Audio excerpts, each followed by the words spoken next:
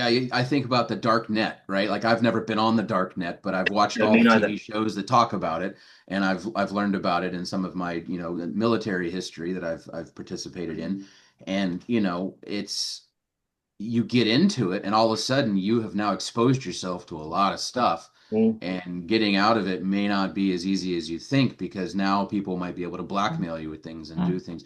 And so we have this huge concern about let's just put it in plain terms. We're concerned about the dolts, the idiots, the morons, the less than critical thinkers that might get themselves and other people into trouble out there on the internet. And we're not thinking about ourselves. We're thinking about other people when we have this conversation. That's what it comes down to. Because like people say, "Oh, I'm so worried about that," but they're worried about others. They're not worried Mm. about themselves. And so, like, I don't need those fences, but I'm sure other people absolutely do need those fences. And so now, how does that conversation supposed to go? Because that sounds awfully what's the terminology for that? Self-righteous, perhaps. I don't know. Like that's so. What are you supposed to do in a world that enjoys, at least in the Western concept of personal autonomy, being able to make choices for yourself and do as you please, generally without purposely trying to harm others. Why would a fence be necessary for anything at all ever? And it's so now what? Now that's where our conversation goes with AI, I think, in this regard. So if you kind of sort of a slightly different angle to this, then Hmm. we put fences up to claim our stake our land, yeah, to claim Right. our territory. That's what we do. So you don't cross over my fence. You dare come into my territory, and I've got the right to take your head off. Right. And Right. I rather like the idea of that personally. It appeals to my darker side. Um, but at the same time, the reason we put up those fences is, I mean, this is a rather simplistic perspective, but we were hunter gatherers. We moved around. We were a bit more nomadic in the past. And then we decided to settle because you could grow more food, but then obviously you've got to keep a whole family. So now you've got to grow more food. So now you've got to stake your claim on this territory because you've got to produce and so on and provide, right? And now I own this territory. So this is my mark of my territory, which is my fence. Mm. So I suppose in a way, obviously governance, compliance, regulation that provides safety for people in the AI world. Hmm. On the other hand, it can also, to a point, provide restrictions that hinder maybe the continual development and the richness of all of this interaction in AI from all of these different spheres and thinking and text and data information that's already out there. In a way, it starts to probably rather narrow the AI development and therefore some of the product that we can get out of it. So do you see what I'm saying? There's Oh yeah. sort of two different perspectives, isn't there? So we need the safety nets, but at the same time, we also, by doing that, and really, let's face it, what we can do is create lots of little mini AIs. These are my little mini AIs, and I'm going to host them in my cloud. You can't touch them. It's my data, and then we've actually probably more so democratized the AI, really. Hmm. And we're stopping the big five, whoever they are, tech bros controlling us because they're controlling the algorithm that's behind the wiring, which is opaque in AI.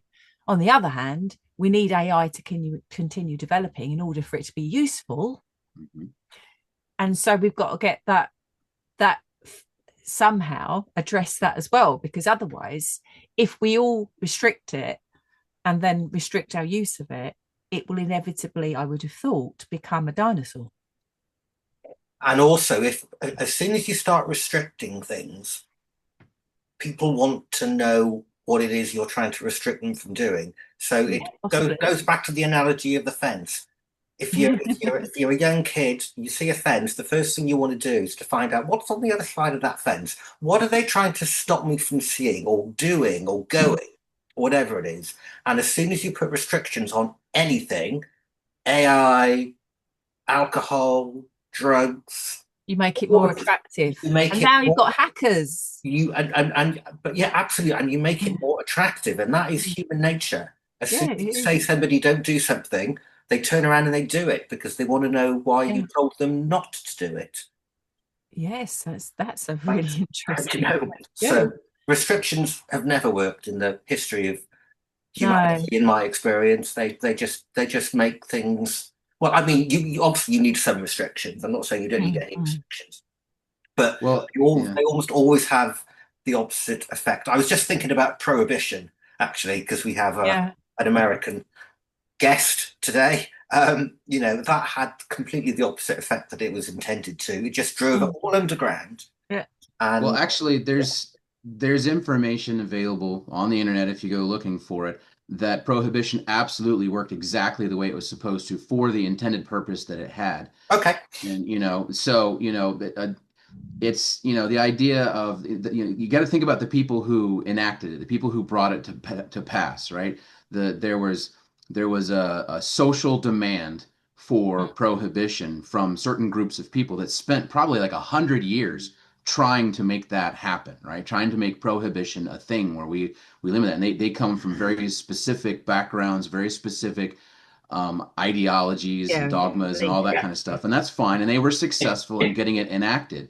And the legislature and everybody was enough aligned with those groups to say yes, let's do that. And then what they did was they put something in place that was very, very difficult to enforce, right? Right. Because Okay. in America, we have a strong sense of independence. Like talk about don't tell us what to do. Like that's like in our blood from yeah, generations back. We're born of rebels essentially, but at the same time, um, what they were concerned about, the arguments that were being made.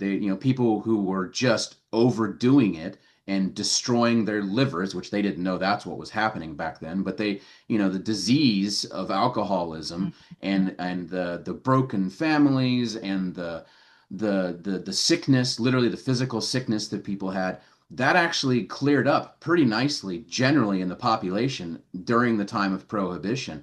A lot less people had a lot less of those problems that they were saying were the reason for doing it in the first place. And then, in all honesty, you have to be 100%, honest about it. The reason why we stopped prohibition was because of the war and we needed some money. Like Mhm. the legislature changed that because what did we do when we opened up the sale of alcohol? We taxed it. And now the government sells alcohol to its people and gets the money.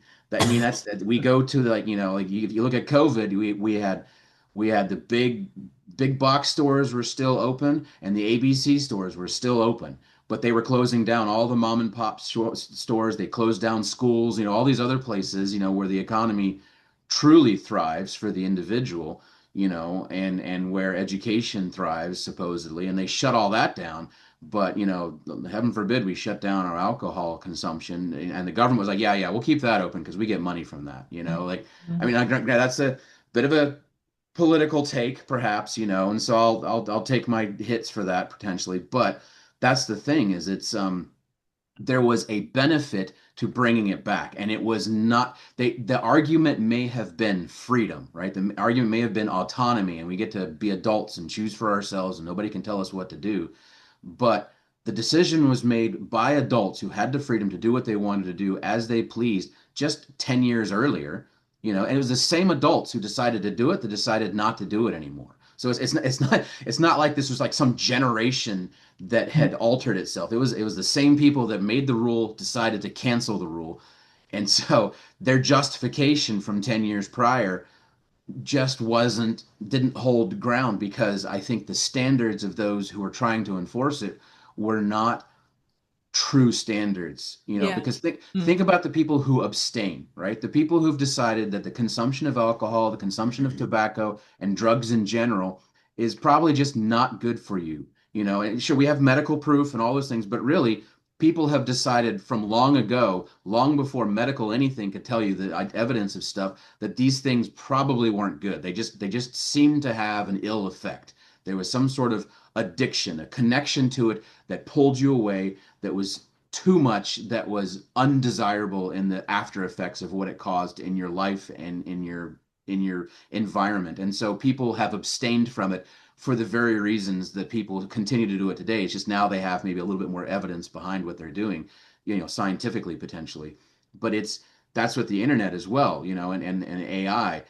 Those of us who abstain from the ugly stuff, because there's some dark, ugly things that happen on the internet that AI has now enabled to a degree that is quite disturbing. And you're like, so what about that? Well, I don't look at those things. I don't seek those things out. I am not interested in that. I abstain. I don't even need a fence. Like, I'm not even going that direction. I know not to go down that path because there's nothing there that I'm interested in. And that's me. And that's probably potentially, I'm an optimist.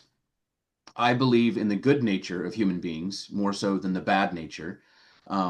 And I think that the general person in the average human construct is not interested in those deep, dark things. But some can get lulled into it, and some actively seek out those deep, dark things. And what do we do about that? Do we lock them all up? Like, oh, we're gonna find a way to identify that you have a dark nature and a dark part to you, and the minute we identify that you have a dark part, that's justification for me to lock you away and to ban you from this and to take you out of that, right? How do we do that? Because, like, who's the arbiter of the darkness that any one person has to know that it's the absolute darkness that we need to avoid, right? Like, what's the movie? I can't remember. It was a Tom Cruise movie, and he was in they had these little kids that could see the future, and Oh, was it Little Children?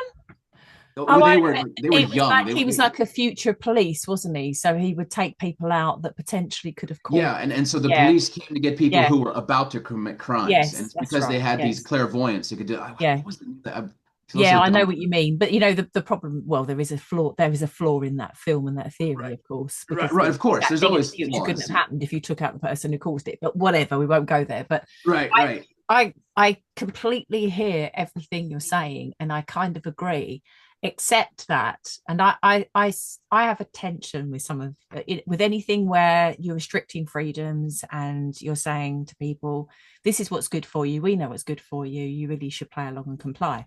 Mhm. As we do with drugs and alcohol. And to me, alcohol is just a drug. I'm not sure why that one is more legal than the others. But Right. I I agree. suppose if we think about it in AI terms, it's it's a toxin, it's toxic, Mhm. and you're self-aware enough and informed enough that you're making a conscious decision and choice not to expose yourself to the toxin. Of course, some people inevitably are going to be curious and wants a little poke around, see what the toxin's all about. And, Mhm. sometimes that appeals to our darker side, doesn't it? And we will make decisions quite often informed by all aspects of our personality. And I'm thinking about the Wizard of Oz now. Sorry, it's because I was making connections there as you were talking, but because obviously you could say that all of the characters in Wizard of Oz are actually just facets of Dorothy's own psyche. Mhm.